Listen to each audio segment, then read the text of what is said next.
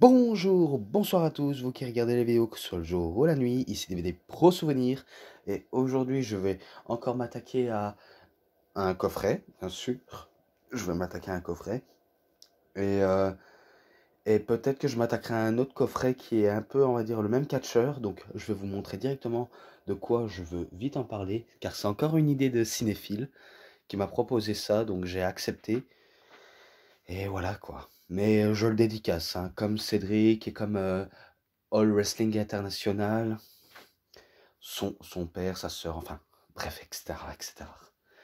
Donc, je vais commencer par Batista, Iowa Colon. Donc, je vais commencer par celui-là. Et si j'ai le temps de sortir aujourd'hui, oh, faut voir, hein, aussi Batista, The Animal and Lashled. Donc, si je vais essayer de faire ça, si j'ai plus de temps. Donc, voilà. Donc, vous avez enfin vu. Donc, on va vite commencer avec Batista, Iowa Colon. Déjà pas mal, là il fait pose plastique en faisant une photo. Et là c'est quand il fait chauffer la foule pendant son entrée. Ça c'est quand il remporte le titre du monde poids lourd face à Triple H à WrestleMania 21 en 2005. Et ça c'est quand il affronte Michaels. Je sais pas dans quelle situation, mais je suis sûr que c'est à Raw. Ouais. Donc j'aurais pu enlever celui-là. Et je vais essayer d'enlever l'autre. Comme ça, j'ai plus facile.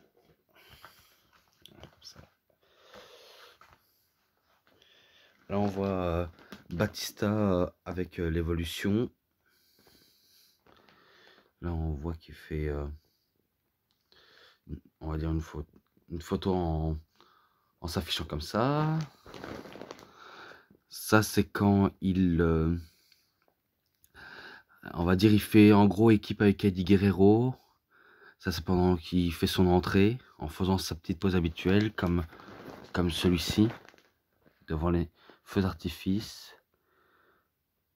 Ça, c'est dans un house show, je crois. Ça, c'est quand il va après des fans et qu'il prend une petite photo, entouré d'enfants et de fans. Ça, c'est quand il fait un spear sur Chris Jericho. Et ça, c'est quand il affronte Triple H à Vengeance dans un Hell in a Cell. Donc voilà, sympa. Ensuite, derrière... Ah ben, j'avais même pas remarqué. Bon, ça, j'avais déjà expliqué. Il célèbre sa victoire en battant Triple H. Ça, j'avais déjà dit. Pareil ici aussi. Donc, il fait face de manière méchamment à Triple H. Ça, c'est quand il soulève j'allais dire Mark Henry, non, le Great Khali. Et ça, c'est quand il fait une pause plastique devant les fans pour chauffer la foule. Donc voilà, maintenant on passe directement au DVD.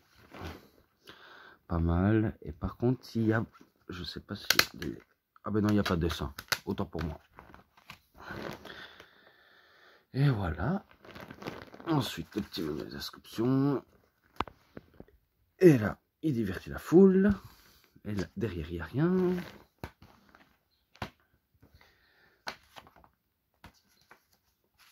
Voilà. Alors, DVD 1. Là, il n'y a que le documentaire. Donc, il n'y a pas d'autres matchs. Je me rappelle que le documentaire était très très sympa. Donc, on apprend des choses sur sa vie.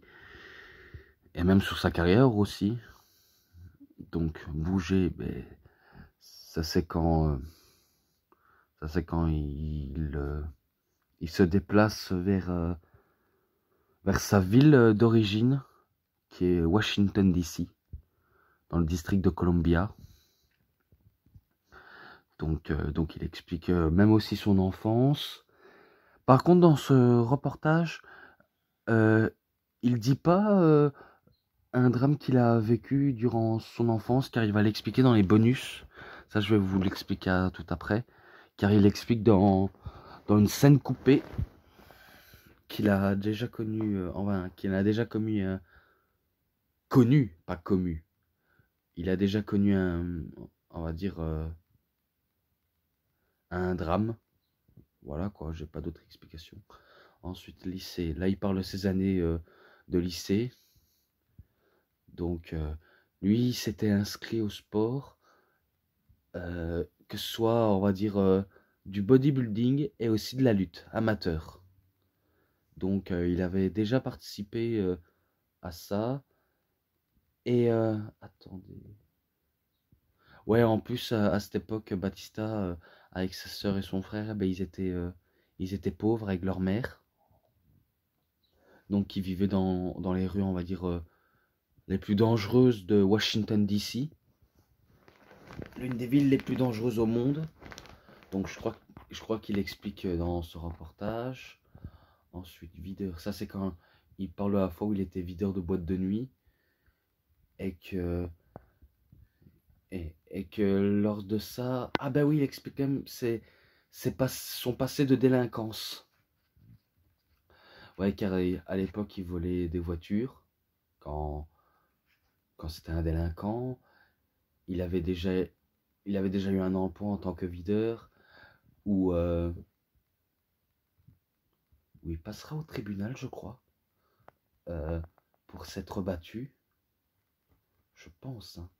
Mais en tout cas, il l'explique, hein. Ensuite, rencontre avec Angie. Là, il parle de la fois où il a rencontré sa deuxième compagne. Donc, Angie. On apprend des choses, vraiment des choses sur Batista. Et que même moi, je savais même pas tout sur sa vie, quoi. Par exemple, il avait déjà rencontré sa première épouse, avec qui il va avoir deux enfants, je crois. Ça, mais qui sera très jeune. Donc il va avoir des enfants, on va dire, très jeunes. Et que plus tard, ben, ça va conduire à l'une de ses filles à avoir un enfant très jeune. Voilà, choix de carrière. Là, il parle de la fois où il voudrait, on va dire, changer d'horizon. Et peut-être potentiellement s'inscrire au catch. Donc je me rappelle dans une vidéo où, où je crois que il va dans, on va dire, dans une salle d'entraînement liée par la WCW. Donc, mais il n'a pas été à la WCW, hein.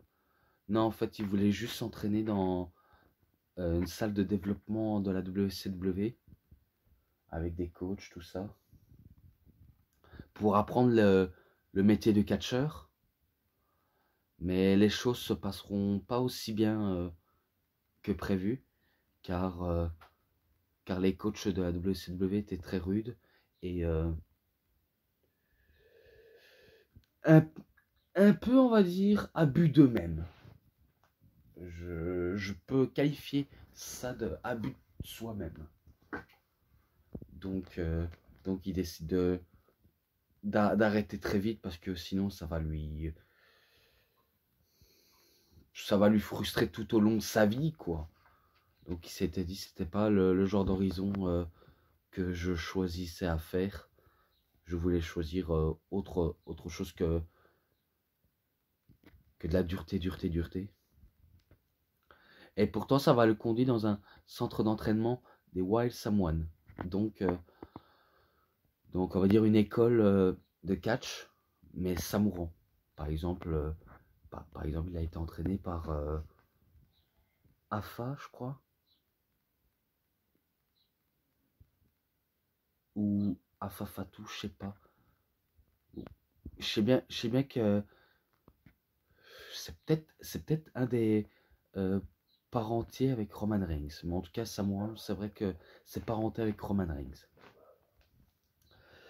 Donc, ben, il s'entraîne là et les choses se passeront bien pour lui. Donc, ça veut dire qu'il est sur une bonne lancée d'être catcheur. Donc, voilà. Il s'entraîne, il s'entraîne. En même temps qu'il va à la salle de muscu pour avoir un beau corps d'athlète. Donc, c'est ce qu'il va faire. Ensuite, ça va le conduire à la OVW où ils vont lui donner une gimmick de Léviathan. Donc c'est également ça, Léviathan. Qui est pas, on va dire, une gimmick assez mémorable, car cette gimmick, c'est un monstre. C'est un monstre animal. On va dire un monstre animal parce que c'est une physique d'animal. Qu'il va, on va dire, qu'il les ressuscite par l'invocation du diable. Parce que j'ai déjà vu un clip comme ça, avec Batista, où il a été invoqué monstrueusement. Mais ça faisait un peu gothique. Ça faisait un peu monstre gothique. Donc, voilà quoi. Dakam Batista. Donc, là maintenant, ça parle maintenant de ses gros débuts. Même si c'est pas le début le plus marquant, mais il a fait ses débuts. Aux côtés de Devon Dudley, quand il se faisait appeler le révérend. Pareil, Batista en tant que, on va dire, prêtre pour le révérend, je crois pas que ça l'a vraiment bien aidé. Donc ça lui a pas, on va dire, bien porté ses fruits. Donc ça va le conduire à trahir Devon et de changer d'horizon et pour peut-être faire partir de l'évolution. Donc là il parle de l'évolution et j'aime bien la plupart des catcheurs et même la plupart des membres de sa famille sont dans ce documentaire. Il y a on va dire, sa deuxième compagne, sa mère, sa fille, sa deuxième des filles. Mais il y avait aussi Triple H, peut-être Ric Flair, enfin, peut-être pas sûr. Non, c'est possible qu'il soit là. Il y avait Randy Orton, il y avait John Cena. Il y avait pas mal de catcheurs qui étaient dans ce reportage. Oh là, ça aveugle. Donc voilà quoi. Donc ils étaient tous là pour parler de leur avis sur Batista. Et pourtant, personnellement, Batista non plus n'est pas, on va dire, un grand catcheur technique. Car, on va dire, c'est pas un catcheur... un peu comme j'avais dit avec John Cena, c'est vrai que ils sont pas du genre très technique. Mais ils marquent le catch à leur façon, quoi. Même s'ils sont pas, on va dire... si impressionnant côté technique, mais impressionnant côté physique et force. Donc voilà quoi, gagner le jeu. Là, je crois qu'il parle de la fois où il est en rivalité avec Triple H lors de 2005. Donc j'espère que vous vous rappelez ce moment où Batista il était au centre du ring avec Ric Flair et Triple H pour voir quel camp va-t-il choisir pour affronter le champion. Parce qu'à l'époque, il y avait le champion de JBL et de l'autre côté, Triple H seulement. Donc Batista gagne le Royal Rumble et il a le choix entre le champion incontesté de la WWE et le champion du monde des poids lourds. Donc Batista, il a choisi Triple H. Au moment où il lève le pouce envers Triple H, et au moment où il baisse le pouce au sol, on va dire il baisse le pouce qui vise le sol, ça veut dire qu'il a choisi Triple H. Il a choisi lui pour l'affronter. Donc il fait un Batista bombe sur la table, en bois bien sûr, pas des commentateurs cette fois-ci. Ça va le conduire à WrestleMania 21, où il va accomplir... oui, il va vraiment bien accomplir. Et il va tout justement être champion du monde. Donc devant sa famille. Et pour lui, c'est ce qui lui comptait plus que lui. Ça lui comptait énormément. Donc voilà quoi. Ensuite, problèmes familiaux. Je crois qu'il parle de ses problèmes de famille quand il est... Attendez. Quand ça n'allait plus avec sa deuxième compagne, Angie. Donc il explique que vu comment il était tout le temps sur les routes, pour la WWE, c'était un peu compliqué de refuser telle chose à sa bien-aimée. Et pourtant, c'est ce qu'il va faire à contre-cœur, car c'est vrai, la plupart des catcheurs n'ont pas tous le choix. On, on mène une vie de rockstar un coup qu'on est sur les routes. Donc voilà quoi. C'est impossible, on va dire, de faire un choix, à part si on préfère d'être libre à 100%. Vous comprenez? Donc voilà. Ensuite, bienvenue à SmackDown. Là, il explique de la fois où, où il fait, on va dire, ses débuts. Même pas débuts, retour à SmackDown. Qu'est-ce que je peux raconter de plus? Donc, il fait son retour à SmackDown et il s'impose direct. Donc, il affronte directement JBL, il affronte directement qui encore? Ah oui. Donc, il affronte JBL en premier tour. Et après, il va affronter Eddie Guerrero. Et par contre, dans ce reportage, Eddie Guerrero, enfin, Batista parle d'Eddie Guerrero en disant que c'était un très bon ami, qu'il adorait et que c'était même lui qu'il était venu vers lui pour le féliciter d'avoir été champion du monde poids lourd. Donc, pour lui, ça lui a énormément touché et qu'il va même accepter Eddie Guerrero comme un ami. Donc, il le considérait comme un ami car Eddie Guerrero avait aidé Batista à se réconcilier avec sa première des filles et avec sa famille. Ouais, parce que, petit rappel, sa première des filles, elle aura fait comme Batista à l'époque. Elle aura fait, on va dire, je fugue de la maison pour rencontrer un garçon et après, avoir un enfant très jeune, quoi. Donc ça veut dire, à cette époque, peut-être en 2005, Batista était déjà grand-père, je crois. Bon, en plus, il parle de ça qu'il est déjà grand-père, malgré qu'il était un jeune âge de 36 ans ou 37. Donc c'est assez surprenant. Donc Eddie le conseille à Batista de lire la Bible, de se réconcilier, c'est ce qu'il va faire. Et pour ça, Batista va remercier énormément Eddie. Il va le remercier infiniment pour ce geste. Et ça se conclut là-dessus. Et aussi, ah mais non, ça se conclut pas là-dessus. Et aussi, il explique que ça lui a énormément brisé le cœur d'apprendre que Eddie Guerrero meurt tragiquement d'une crise cardiaque. Car je crois qu'il a eu un SMS de Chavo où il dit que Eddie était réellement mort. C'est de la part du médecin, je crois. Il y a eu un message de la part du médecin en disant qu'il était mort et que ça lui a énormément brisé le cœur pour ça.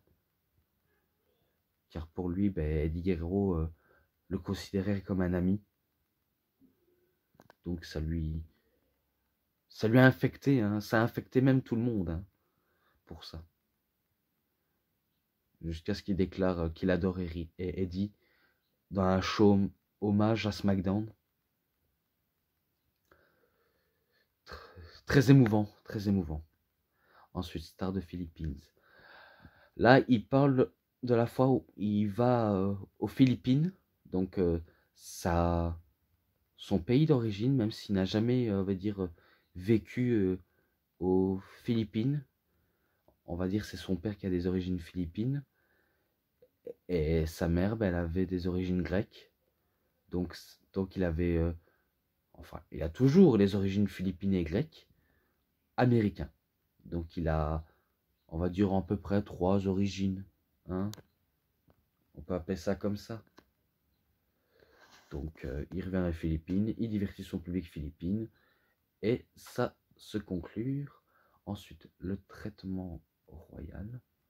Là, il parle de la fois où il était en rivalité avec le roi Booker T. Moi, je l'appelle, on va dire direct, le roi Booker T. Donc moi, je l'appelle ça comme ça. Attendez une minute. Oui, donc il parle de la fois où il a eu, on va dire, une rivalité avec le roi Booker. Et il va même aussi parler de la fois où il s'est déjà bagarré avec lui dans les vestiaires. Car, car pour rappel, je vous le dis direct, en fait, Batista faisait son retour après sa blessure au genou. Il avait salué quelques catcheurs importants dans les vestiaires. Il avait dit que les catcheurs de SmackDown étaient moins engagés que Raw et que ça le rendait malade, ça le rendait sceptique. Donc Booker n'avait pas apprécié cette réponse et il décidait de se battre avec Batista. Donc ils se sont battus. Et, et suite à cette bagarre, ben, Vince McMahon a, on va dire, il a retardé le push de Batista. Donc ça veut dire son prochain run en tant que champion du monde. Car selon McMahon, il est déçu que sa top star perd dans un réel combat, même si c'est pas dans un combat scripté. Donc voilà. Ensuite, expérience phénoménale. Donc là, il parle de la fois où il fait des matchs, on va dire à la WWE, mais dans des autres pays. Donc pour lui, c'est quelque chose d'assez prestigieux. Et aussi, il va faire d'autres choses hein, comme activité. Donc voilà, ça va, on va dire, le propulser sa carrière un peu au sommet grâce à son côté sauvage dans le ring et aussi sur le côté star phénomène. Ensuite, sur le fil de la grandeur. Là, il parle de la fois où maintenant Batista, plus rien le touche, car maintenant c'est lui le top gars. Plus rien ne le peut rivaliser avec lui. Donc il est sur un bon piédestal, bien protégé. Donc il doit sa carrière à l'industrie du catch. Et voilà quoi. Un moment show-stopping. Je crois qu'il parle de la fois où il était en rivalité avec Shawn Michaels. Car Shawn Michaels avait envoyé Ric Flair à la retraite. Donc il parle de sa rivalité avec Shawn Michaels. Où, la première fois, Batista va se faire voir comme un bleu. Mais la fois où il va réussir à anéantir Shawn Michaels, en le battant bien sûr. Donc il parle de sa rivalité avec Michaels. Ensuite, célébrité libérée. Là, il parle de la fois où maintenant, ben, la plupart des... qu'est-ce que je pourrais dire où il est invité à des shows télé. Grâce à son charisme. Et aussi dans un petit tournage de Smallville. Qui est on va dire une série de DC Comics. Bien sûr, c'est série de Superman. Donc il apparaît dans ça. Et aussi Batista l'animal. Donc là, c'est une compilation de ses meilleurs moments à la WWE, Batista. Donc il explique tous ses meilleurs moments, tout ce qu'il a très bien vécu. Et qui garde, on va dire, une bonne souvenir de sa carrière. Donc ça se conclut là-dessus. Et on passe au bonus. Alors, bonus. Pain chaud et beurre. Je crois qu'il parle de la fois où Batista parle d'un jeu pain chaud et beurre. Moi, au début, je croyais que c'était, on va dire, un genre de tartine au beurre chaud cuit au four.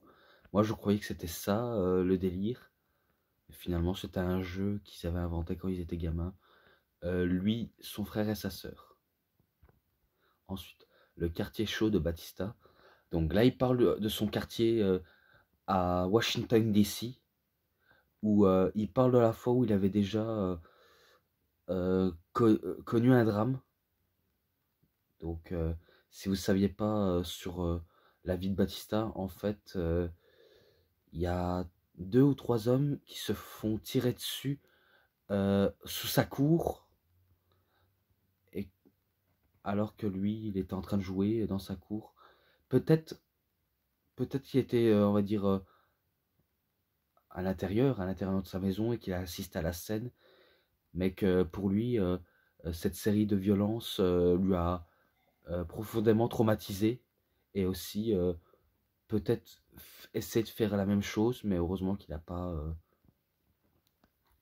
passé l'acte, parce que sinon ce serait plusieurs années de prison, et Batista ne serait jamais, on va dire, le catcheur qu'il était auparavant, et la grosse star qu'il est aujourd'hui. Car maintenant c'est une grosse star de cinéma, j'espère que vous êtes au courant. Donc c'était intéressant d'apprendre ça.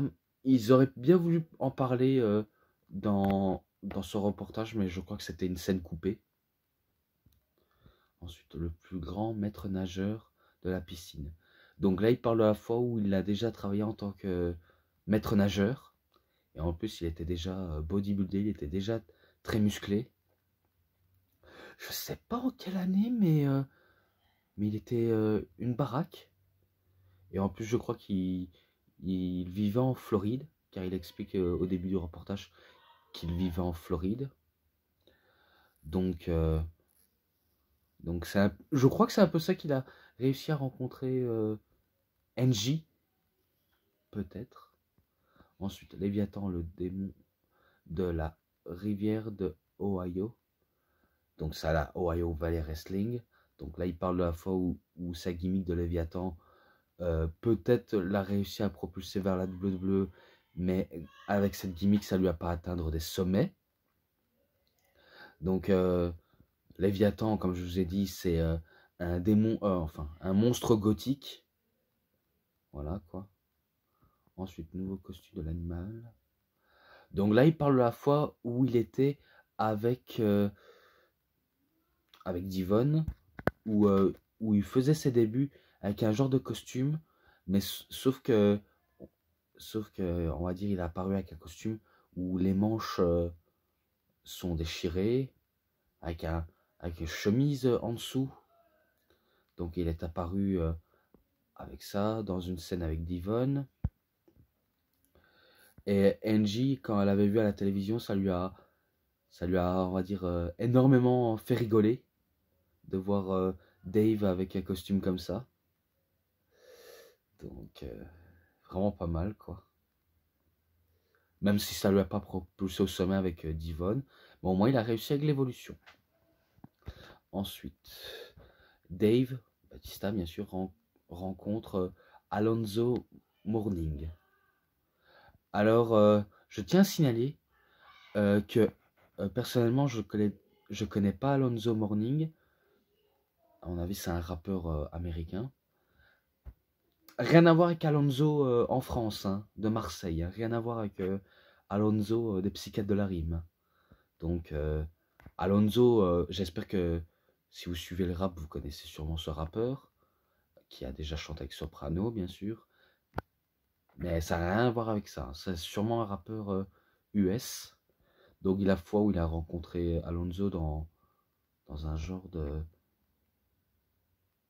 Je sais pas si c'était dans une boîte de nuit avec Ric Flair et Randy Orton et Triple H, où la fois il raconte qu'il était jaloux que, que Triple H parle avec Alonso et pas Batista. Donc ils ont taquiné. Ils ont vraiment taquiné là-dessus. Ensuite, respect pour Eddie. Là, il explique qu'il a énormément respecté Eddie du début jusqu'à la fin de sa vie. Et que s'il aurait voulu vivre longtemps, il aurait respecté infiniment. Car c'est grâce à lui. Il doit ce qu'il doit à Eddie. Donc ça, il explique. Ensuite, un cadeau pour Chavo.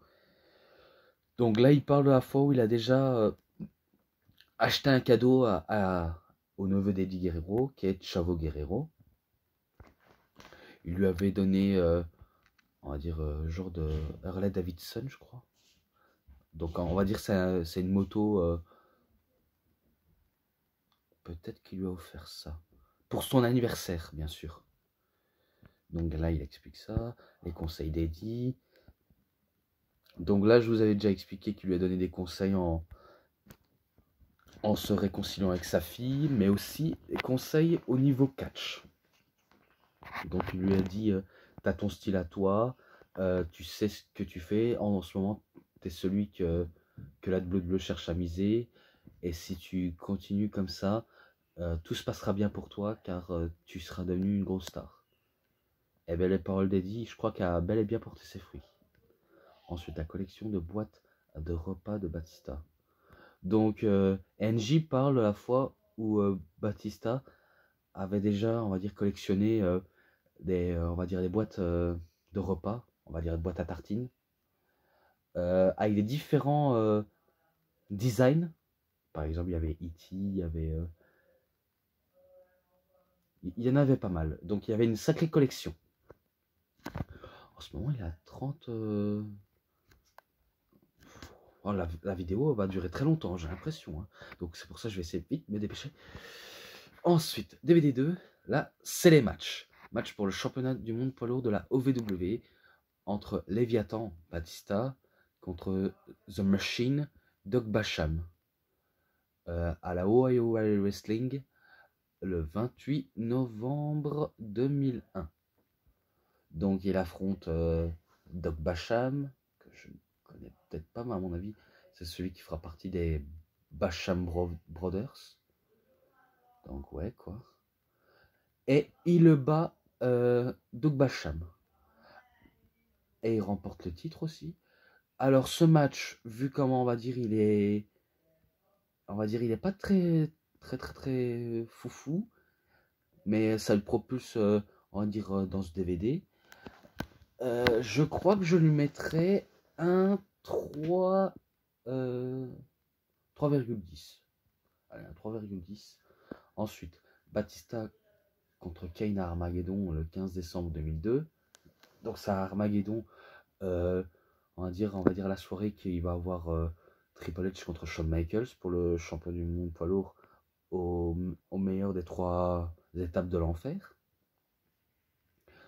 Je crois que Batista avait l'avantage sur Kane, mais il se fait, on va dire...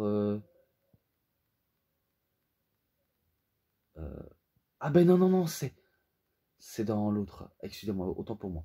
Donc Kane croyait avoir en finir avec l'animal, mais sauf que l'animal riposte et il bat le démon préféré du diable. Donc Kane. Alors ce match, je crois que je le mettrai... je le mettrai aussi un 3,10 à ce match. Ensuite, Batista contre Shawn Michaels à Armageddon, 14 décembre 2003. Là, c'est un an après. Batista et Shawn Michaels, souvent c'est jugé bon ou alors un peu décevant, mais ça va, j'ai quand même bien aimé ce match. En plus, Batista veut faire ses preuves en prouvant qu'il peut battre Shawn Michaels. Donc en prouvant que ce n'est pas seulement le bras armé, musclé de l'évolution. Donc il essaie de lui prouver le contraire à Shawn Michaels. Mais après, il se fait surprendre par Shawn Michaels. Il se prend un switch in musique et il bat Batista. Et Batista, en étant KO, demande à Ric Flair, est-ce que j'ai gagné? Ric Flair a dit, non, t'as perdu. Il a dit, quoi, c'est une blague? Quoi, c'est une blague, j'ai perdu? Oui, désolé, tu l'auras ta vengeance. Tu l'auras. Ne t'en fais pas, ce n'est qu'une question de temps. Donc c'est ce qu'il lui dit. Ensuite, match de table pour les championnats du monde par équipe. Batista et Ric Flair contre les Dudley Boys, donc Bobber et Dudley, Devon Dudley, au Royal Rumble 25 janvier 2004. Donc c'est le soir où Chris Benoit va remporter le Royal Rumble, où il va arriver en premier et rester en dernier. Mais ça, je suis sûr que vous saviez. Alors, ils dominent facilement le match, les deux fourbes, les deux différentes personnes entre Batista et Ric Flair. Donc ils vont essayer du mieux qu'ils peuvent pour faire tomber les Dudley, mais après les Dudley se laissent pas faire, ils se laissent pas impressionner. Attends, je sais même pas si j'ai noté à ce match Shawn Michaels. Oui, je vais revenir. Donc ce match-là, je le mets à 3,5 à ce match-là. Voilà. Ce qui est dit est dit. Donc ils passent, on va dire, les deux à travers une table. Donc ça veut dire Batista et Ric Flair sont toujours champions. Ah ben non, ou alors ils viennent d'être couronnés. Ouais, ils viennent d'être couronnés. Donc celui-là, je le mettrai un 3, aussi 20. Je le mets un 3,20. Et ensuite, Batista contre Chris Jericho à Vengeance le 11 juillet 2004. Là maintenant, Batista veut prouver qu'il veut battre Chris Jericho. Car Chris Jericho, c'est vraiment un sacré client, il ne faut pas le sous-estimer. Donc Batista utilise sa force, sa vitesse pour faire le spear et tout ce qu'il sait faire. Par exemple les spears, les spinebusters, les running power slam et tout ce qu'il a comme arsenal. Et je crois que c'est une victoire de Batista sur Chris Jericho. Alors la globalité de ce match, je lui mets aussi un 3,5. Je mets un 3,5. Ensuite, extrait du match au Royal Rumble. Le 30 janvier 2005. Donc c'est là où je crois où il va arriver, il va un peu éliminer tout le monde et à la fin il reste plus que lui et John Cena. Donc là on se dit qu'il va gagner entre John Cena et Batista. On se dit qu'il va réussir à faire tomber l'autre. Là on se pose tous la question. Et au moment où Batista fait un Batista bombe, il se déséquilibre en arrière, Batista. Et John Cena et Batista passent tous les deux par-dessus la troisième corde. Et ils ont touché le sol en même temps. Donc il y a, on va dire, incompréhension générale. Car les arbitres déclarent Batista vainqueur. L'autre arbitre de SmackDown considère John Cena vainqueur du Royal Rumble. Il y en a c'est les deux en même temps. Il y en a que c'est pas tous les deux. Donc Vince McMahon arrive à faire son entrée. Il est pas content, il jette sa veste par terre. Il court dans le ring, mais ce con, il se brise les deux genoux. Ouais, parce qu'il tape violemment le côté dur du ring. Et au moment où il essaie de se mettre debout, eh ben, il n'arrive plus vraiment qu'il s'est arraché les quadriceps du genou. Donc il reste comme ça, comme un idiot, quoi. Bon, après, c'est vrai que c'est assez drôle, mais je suis sûr il a dû avoir très mal. Donc il donne une décision en disant allez-y, recommencez le match cette fois-ci. Et en plus, j'aime bien, hein, devant le patron, l'un des deux se élimine, se fasse éliminer pour mettre le patron d'accord. Donc, Vince McMahon prend une décision, il dit de recommencer le match. Et cette fois-ci, Batista, il élimine John Cena. Donc c'est lui qui a gagné le Royal Rumble et c'est lui qui va affronter les champions de son choix. Donc ce match-là, je crois que je le mettrai un 3,70 à ce match-là, vu comment il m'a bien diverti et bien fait rigoler aussi. Donc ensuite, match pour le championnat du monde poids lourd.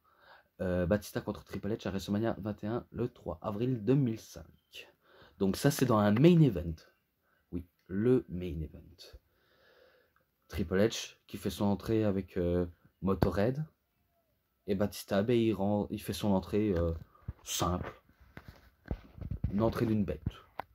Qu'est-ce que je peux dire de plus? Il s'est passé de tout dans ce match. Triple H tente de neutraliser Batista en le neutralisant, en maintenant en l'aise de l'animal.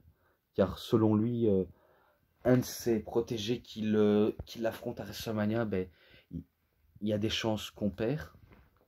Donc à sa connaissance. Et Batista, il décide d'affronter son chef, son maître, pour prouver qu'il peut battre, on va dire, un champion de top niveau comme Triple H. Donc lui décide de le défier. Ils vont se donner coup pour coup, prise sur prise. Et même Spear et Spinebuster pour Spinebuster. Finisher pour Finisher. Tenté, mais L'un des deux va pas perdre par un finish. En plus, Triple H va finir en sang carrément. Il va totalement finir en sang. Il va même se montrer intense dans ce match. Donc il essaie de faire un pedigree final, mais Batista contre tout ça. Et il lui fait un Batista Bomb sur Triple H. Et il remporte le titre de manière émouvante et il clôture le show. Donc vraiment sympa ce match. Je crois que je le mettrai un 4,20 à ce match. Je mettrai un 4,20. Donc voilà.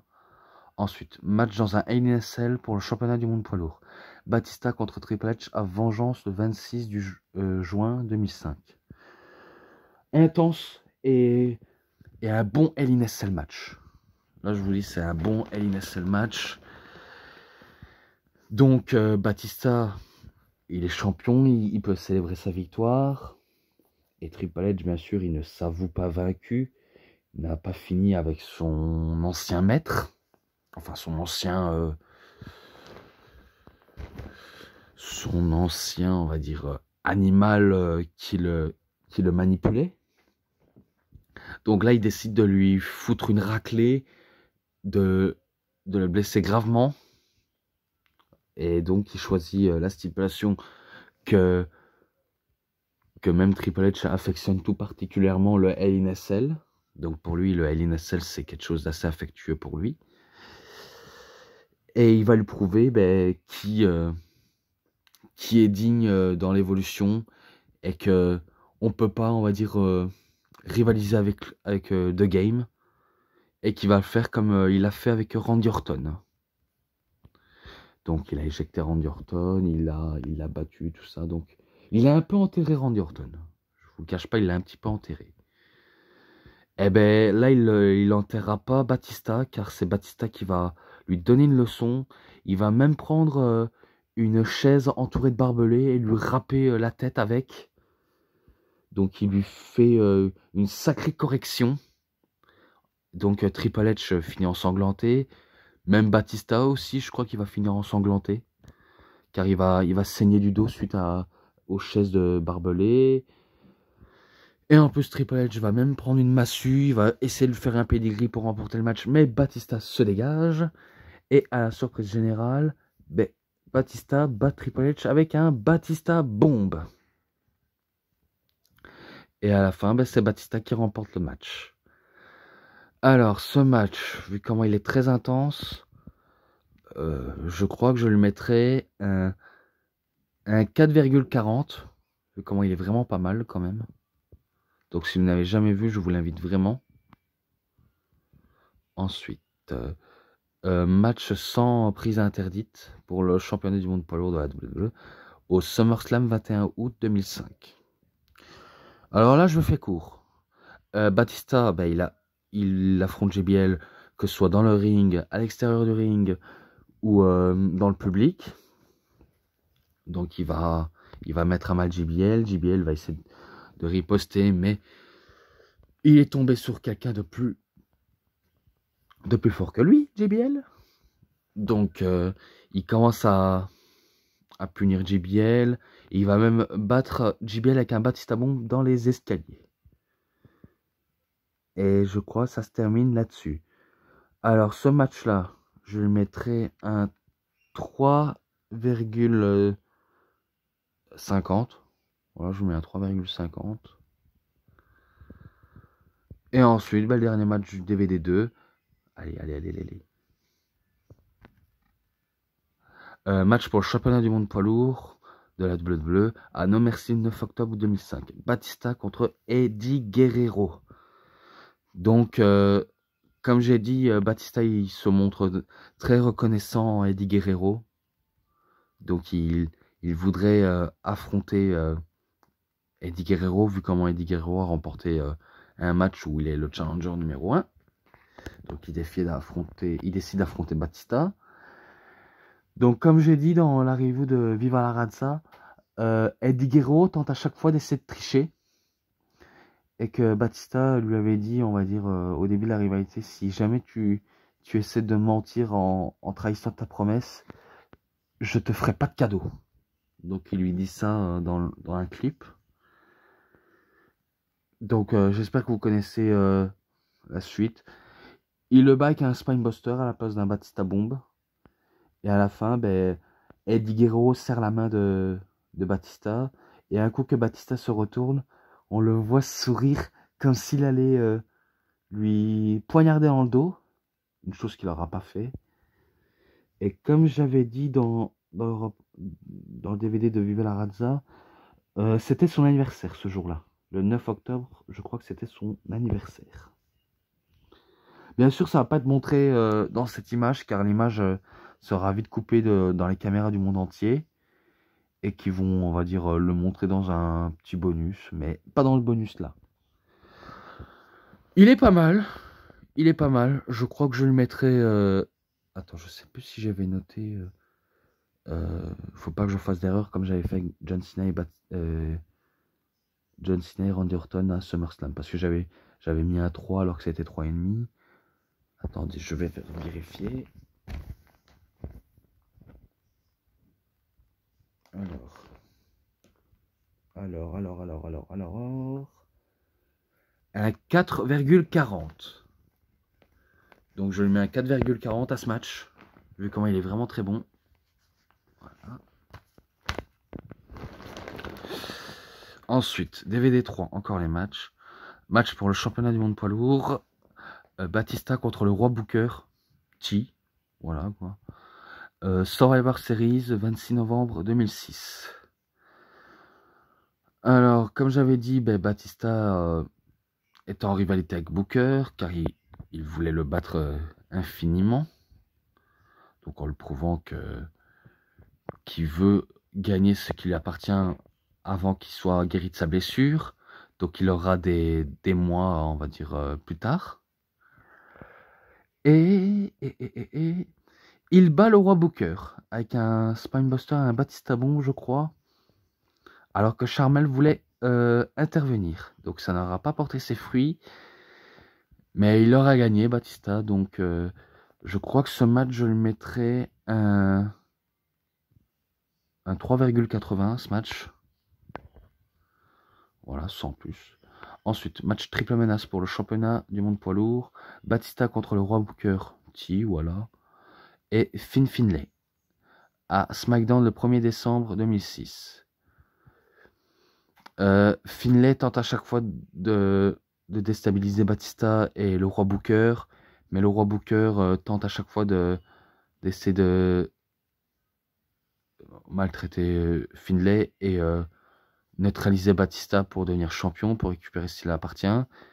Et Batista, en jouant le héros, il démolit les deux antagonismes. Et je crois qu'il fait un Batista Bomb sur Finlay et il le bat. Donc il bat les deux, quoi. Et il conserve son titre. Donc ce match-là, je crois que je lui mettrai un... Je lui mettrai un 3,60. Je lui mettrai un 3,60. Ensuite, match pour le championnat du monde poids lourd. Batista contre l'Undertaker à WrestleMania 23, le 1er avril 2007.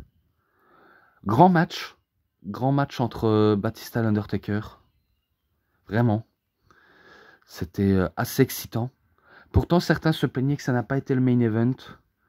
Et pourtant, c'est vrai que ça aurait largement mérité le main event, mais ils ont choisi entre John Cena, Shawn Michaels et voilà quoi. Donc ils ont choisi ce match qui serait le plus attendu. Et pourtant, en 2007, le match le plus attendu, c'était Batista et l'Undertaker. Car ils vont nous faire une belle prestation et aussi nous montrer un truc qu'on n'avait jamais vu auparavant. Et c'est une victoire de l'Undertaker avec un Tombstone Piledriver. Ouais, je fais court, hein, je spoil direct.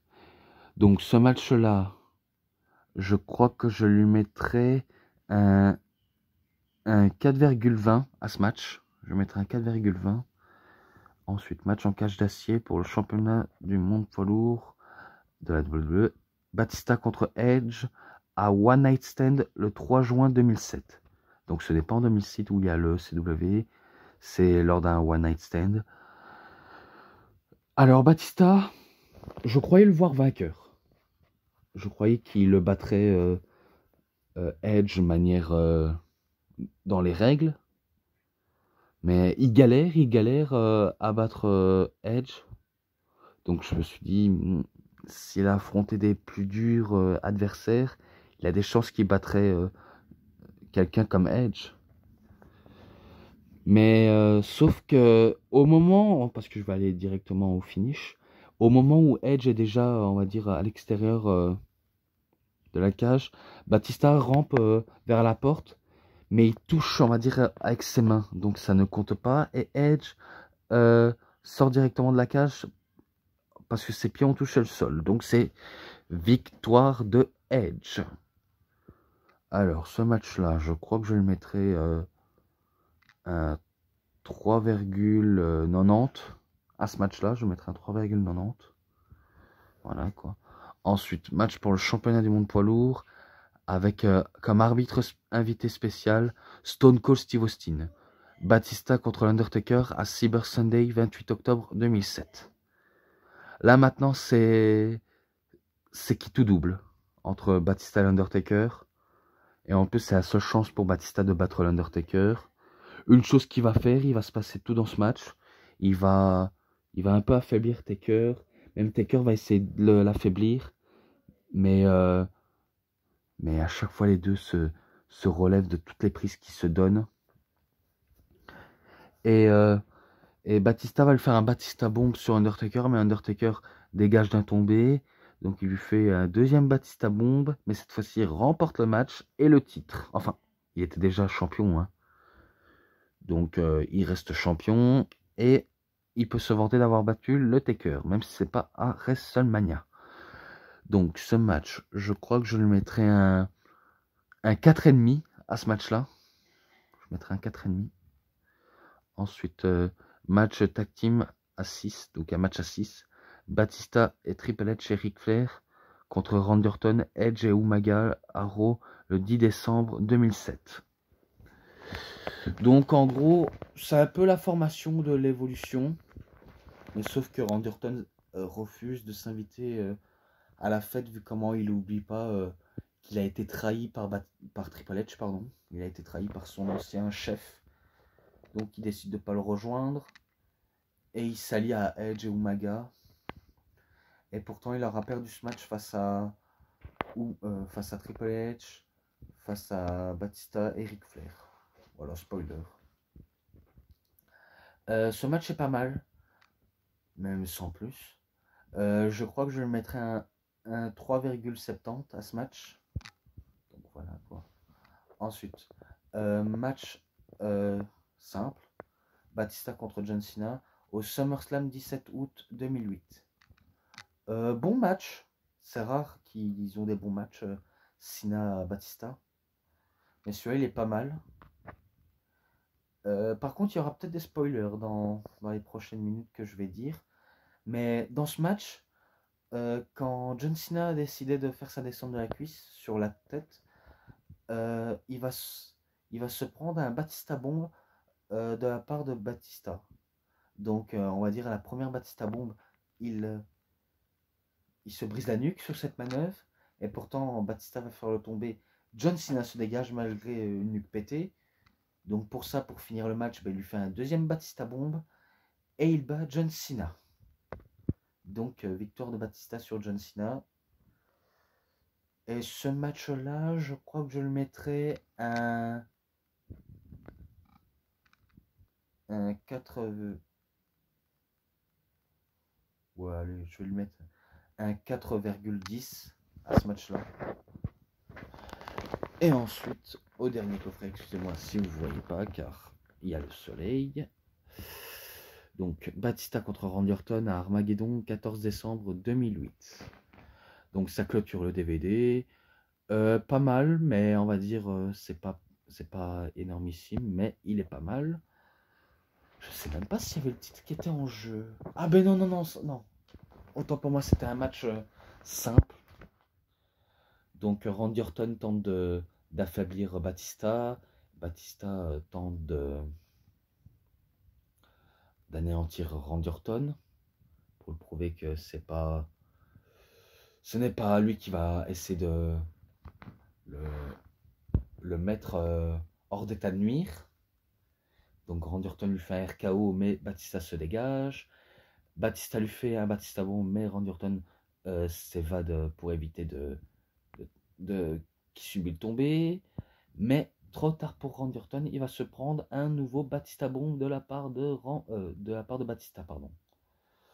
Donc Batista gagne contre Randy Orton. Donc ce match-là, il est un petit peu moyen, mais j'ai quand même bien aimé. Pareil, je lui mets un 4,10. Voilà. Donc voilà, j'en ai terminé avec cette review sur Batista Iowa Colon. Je marche seul. Donc j'en ai terminé. Par contre, j'aime bien, ça fait un dragon là. Ouais, vous voyez pas à cause du flash, mais c'est bien un dragon. Donc j'ai bien aimé de faire ça aussi. Même si c'était un peu moyen. Maintenant, je crois que je vais faire celui de Animal and Lashled. Donc voilà, vous voyez là. Donc vraiment sympa. Je crois que je vais le noter directement au documentaire. Le documentaire, je crois que je le mettrai un 4,60, vu comment on a pris vraiment des choses. Et l'ensemble, ben, je le mettrai 4,80. Je le mettrai un 4,80. Voilà. Donc voilà, j'espère que je vais vous retrouver assez vite. Et moi, je vous dis merci à vous tous. Bye et bon visionnage surtout.